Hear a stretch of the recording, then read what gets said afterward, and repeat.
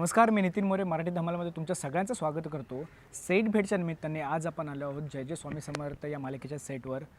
जेव्हा जेव्हा आम्ही येतो तेव्हा तेव्हा मजा मस्ती असते. प्रत्येकाचे शूट लागलेले असतात, प्रत्येकाचे इंटरव्ह्यूज वगैरे सुरू असतात. पण आज या सेटवर येण्याच्या पाठीमागचं महत्त्वाचं कारण म्हणजे या मालिकेमधून स्वामींच्या सोबत असणारे चोळप्पा म्हणजे सुरुवातीपासून असणारे चोळप्पा यांचा आज शेवटचा दिवस आहे. म्हणजे त्यांचं निधन होत आहे असा एक शूट सुरू आहे आणि त्याच निमित्ताने चोळप्पाची भूमिका निभावणारा स्वानंद माझ्यासोबत आहे. स्वानंद, कसा आहेस तू? मी मस्त आहे आणि छान आहे. सगळ्यात आधी तुला प्रश्न विचारतो, किती मिस करशील अक्षयदादाला आणि या मालिकेमध्ये तुझी ज्या पत्नीची भूमिका निभावते अक्षताला? वा, प्रश्न चांगला आहे. खरं सांगायचं तर मी दोघांना म्हणजे अक्षयला अक्षय म्हणून आणि अक्षताला अक्षता म्हणून मिस करणार नाही, कारण आम्ही भेटतच राहू. आमची मैत्री आता अशी आहे की सिरियल संपली तरी आमच्यातला कॉन्टॅक्ट कधीच संपणार नाही. आम्ही एकमेकांना भेटतच राहू, एकमेकांच्या घरी येत जात राहू. हां, पण मी येसूला नक्की मिस करेन, मी चोळप्पांना नक्की मिस करेन आणि मी स्वामींना नक्की मिस करेन. कारण काय आहे, 3 वर्ष हा छोटा काळ नाही आहे. 2020 डिसेंबर 2020 पासून आम्ही या मालिकेचं शूटिंग करतो आणि इथेच पहिला सीन मी शूट केला होता 3 वर्षापूर्वी. आणि खूप आठवणी आहेत. मध्ये लॉकडाऊन आला, त्या काळामध्ये आम्ही सिल्वासाला जाऊन शूट केलं. त्यावेळेला आम्ही 2 महिने एकत्र होतो आणि त्यामुळे एक वेगळं बॉन्डिंग तयार झालं आहे आणि फार छान आमच्या सगळ्यांचं एकमेकांची जेलिंग आहे. आणि स्पेशली मी आणि अक्षयसुद्धा दोघंही जण आपापल्या घरापासून इथे लांब राहायचो. मी पुण्याचा आहे, तो नाशिकचा आहे. सो शूटिंग संपल्यानंतर एकत्र जेवायला जाणं, खायला जाणं किंवा एकमेकांच्या रूमवर जाऊन स्वयंपाक करणं वगैरे, या गोष्टींमुळे ते बॉन्डिंग अधिक घट्ट होत गेलेलं आहे. सो 3 वर्षांचा काळ मोठा काळ आहे. सो भावनिक आहे. आजच माझा शेवटचा सीन सकाळी शूट झाला आणि सगळ्या सेटनी एकत्र येऊन आम्ही एकत्र सीन केला दोघांनी आणि सगळ्यांनी टाळ्या वाजवल्या. तर तो फार भावनिक प्रसंग होता. मला असं वाटतं की कुठलंही स्क्रिप्ट म्हणजे कुठलीही गोष्ट ही जेव्हा सुरू होते त्यावेळेला संपतेच, संपण्यासाठीच सुरू झालेली असते. पण तो प्रसंग ॲक्च्युली ज्या वेळेला येतो त्यावेळेला कलाकार म्हणून आपण खूप भावनिक होतो. कारण आपण खूप काळ त्या सगळ्याबरोबर काढलेला असतो. सो खूप इमोशनल मोमेंट आहे आणि हा कॉल टाईम येणार नाही आता या इथून, ती एक हुरहुर आहे. आणि दुसरी गोष्ट म्हणजे तू पाहतोयस की हा सेट इतकं सुंदर आहे. अगदी बंदिस्त मुंबईत टिपिकल स्टुडिओ सेट असतात तसा नाही. छान इथे म्हणजे फिरायला वगैरे मस्त जागा आहे, नारळाची झाडं आहेत. तर हे वातावरण सुद्धा आम्ही खूप मिस करू. म्हणजे आम्ही कोणीही ज्यावेळेला संध्याकाळचा ब्रेकफास्ट असतो, सकाळचा ब्रेकफास्ट असतो, जेवण असतं आमचं, त्याला कोणीही आम्ही आपापल्या खोल्यांमध्ये बसत नाही. असं इथे टेबल टाकलेलं असतं आणि आम्ही सगळे इथे बसलेलो असतो एकत्र. तर ही सगळी मजा मिस करू, निश्चित मिस करू. अक्षता, तुला विचारायला आवडेल की जसं स्वानंद बोलला की मी अक्षता आणि अक्षयला तर विसरणार नाही, पण मी येसूला विसरू शकत नाही, किंबहुना मी चोळप्पा यांना मिस करेन. तू सांग, ॲज अ येसू म्हणून तू चोळप्पाला किती मिस करशील? किंबहुना स्वानंद आता नसणार आहे सोबत यार, कारण का तुमची मजा मस्त आम्ही इंस्टाग्रामवर बघतच असतो. काय सांगशील या सगळ्याबद्दल? तो म्हणाला तसा की चोळप्पाला खरंच नाही विसरता येणार. मुळात मला एक प्रसंग सांगायला आवडेल की आज ही भूमिका नव्हती माझ्या नशिबात. मी वेगळ्या भूमिकेसाठी सिलेक्ट झाले होते आणि आईच्या रोलसाठी ही बरोबर. सो इथे आल्यानंतर मग मला कळलं की तू येसू करतेस. मग माझी सुरुवात इथून होती की येसू आता ह्या कोड. खरंच म्हणजे सॉरी, माहितीच नव्हतं काय गुरुचरित्र आहे, कोण काय रिलेशन आहे किंवा काही माहिती नव्हतं. तर फक्त जेव्हा स्टोरी नरेट झाली तेव्हा कळलं की येसू ही चोळप्पांची बायको आहे आणि आता हे चोळप्पा कोण, तर स्वामींचे फार जवळचे भक्त.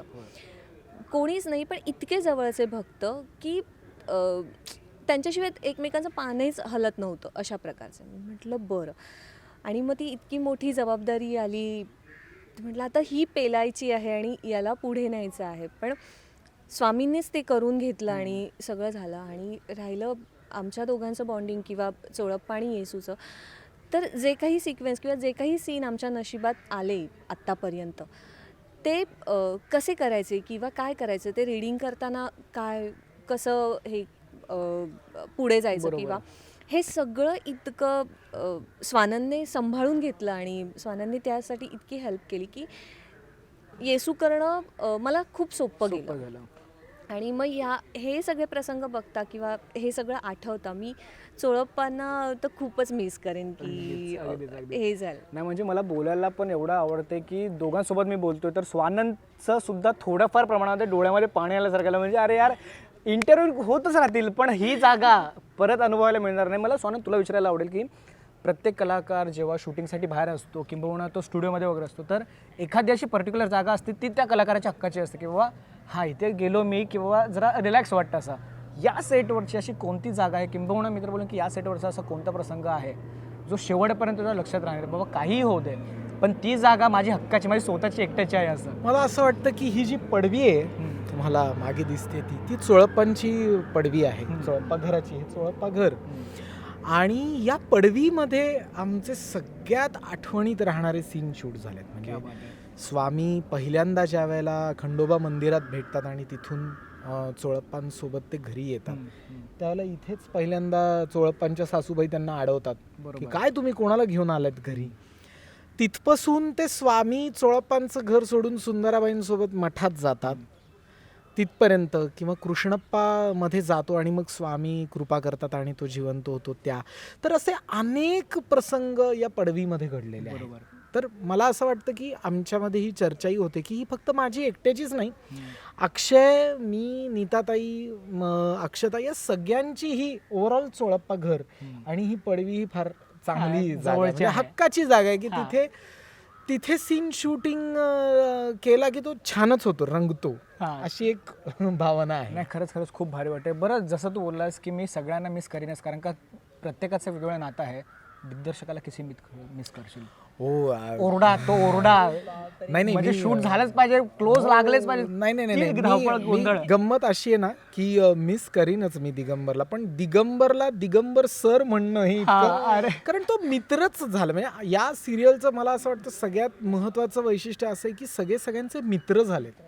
त्याच्यामध्ये अशी एक हायरार्की राहिलेली नाही की हा हे याचं पद ते त्याचं पद. तर दिगंबरला नक्की मिस करीन. दिगंबरकडनं ना मी खूप गोष्टी, कारण मला स्वतःला दिग्दर्शनामध्ये खूप इंटरेस्ट आहे. मी नाटकं डिरेक्ट केलेली आहेत, एक शॉर्ट फिल्मही डिरेक्ट केली आहे. तर त्याचं म्हणजे सिरियलचा डिरेक्ट करण्याचा पॅटर्न खूप पूर्ण वेगळा असतो.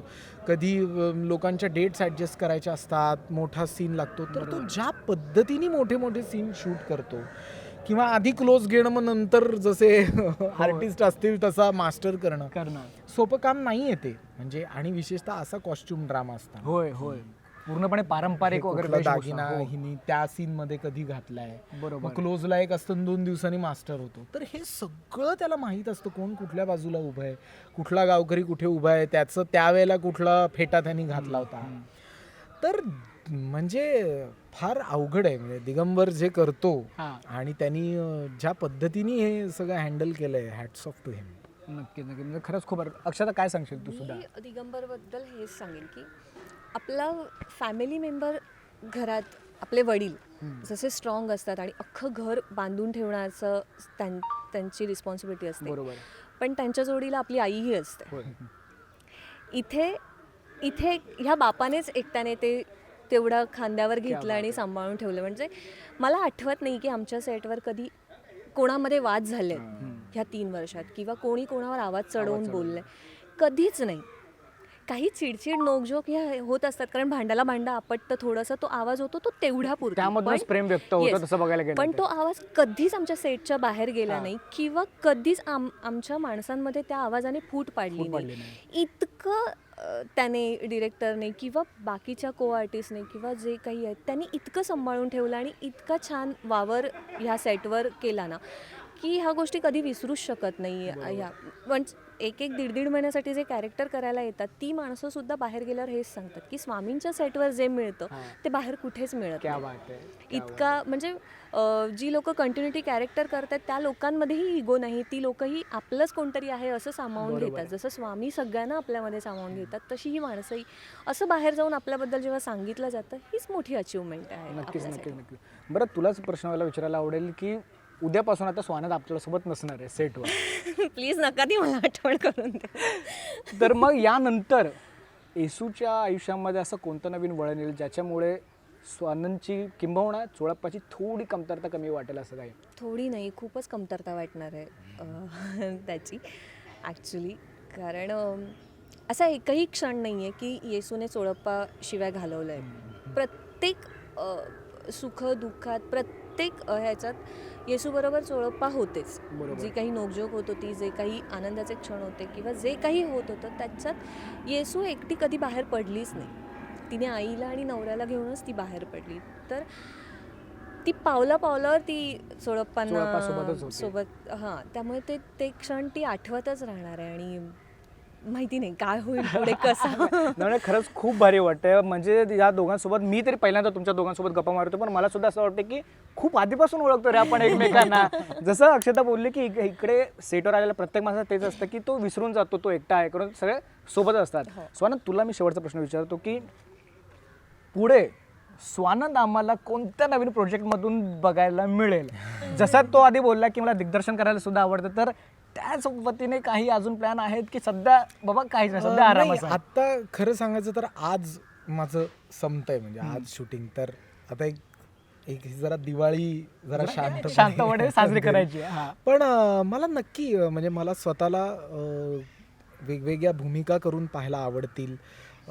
पुण्यात जाऊन एखादं नाटक बसवावं का असाही एक विचार चालला आहे. एक्सक्लुझिव्ह मिळाला आहे पुणेकरांनो. जर इंटरव्ह्यू बघत असाल तर लवकरच कॉन्टॅक्ट करा, नाटक सुरू होणार आहे. तर असंही काही विचार आहेत, बघूया. पण नक्कीच काहीतरी शेवटी विश्रांती किती काळ घेणार आणि बरोबर गप्प किती काळ बसणार, काहीतरी करत राहणं हे. आणि मलाही खूप आवडेल काही ना काहीतरी वेगळं. वेब सिरीज आहेत, आता खूप माध्यम आहेत बरोबर. आणि लवकरच काहीतरी नवीन काम चालू होईल. अगदीच. आणि असं नाही, खरंच खूच भारी वाटते. तुर्तास वेळेच्या अभावी मी तुमच्या दोघांची रजा घेतोय, येस. पण खरंच आम्ही सगळे चोळप्पाच्या भूमिकेला तुला आम्ही मिस करू. जाता आता प्रेक्षकांना काय सांगशील की काय अजून नवीन वेगवेगळे टर्न्स या मालिकेमधून प्रेक्षकांना बघायला मिळतील? मला असं वाटतं स्वामी चरित्र फार मोठं आहे आणि अनेक टप्पे स्वामी चरित्राचे या सिरियलमधून दाखवले गेले. म्हणजे स्वामी सुतांचं जाणं असेल, नीताताईंचं जाणं असेल आणि स्वामींच्या अनेक लीला असतील. तर चोळप्पांच्या समाधीनंतरही म्हणजे चोळप्पा गेल्यानंतरही स्वामी चरित्र चालूच राहणार आहे आणि अनेक वळणं त्यात येणार आहेत. स्वामींच्या अजून काही लीला आपल्यासमोर येणार आहेत, कारण अजून बाळप्पा, सुंदराबाई हे सगळे मोठे भक्त आहेत स्वामींचे, तर यांचेही पार्ट खूप मोठे आहेत. तर हे सगळं तुम्हाला बघायला मिळेल. आणि आत्तापर्यंत जसं प्रेम भरभरून या मालिकेवर, या स्वामी चरित्रावर तुम्ही केलं, तसंच इथून पुढेही करत राहा, एवढीच विनंती मी करेन. क्या बात आहे. खरंच खूप भारी वाटतंय. तुर्तास आपण इथे थांबूया आणि ऑल द व्हेरी बेस्ट तुझ्या पुढच्या प्रवासासाठी. थँक्यू.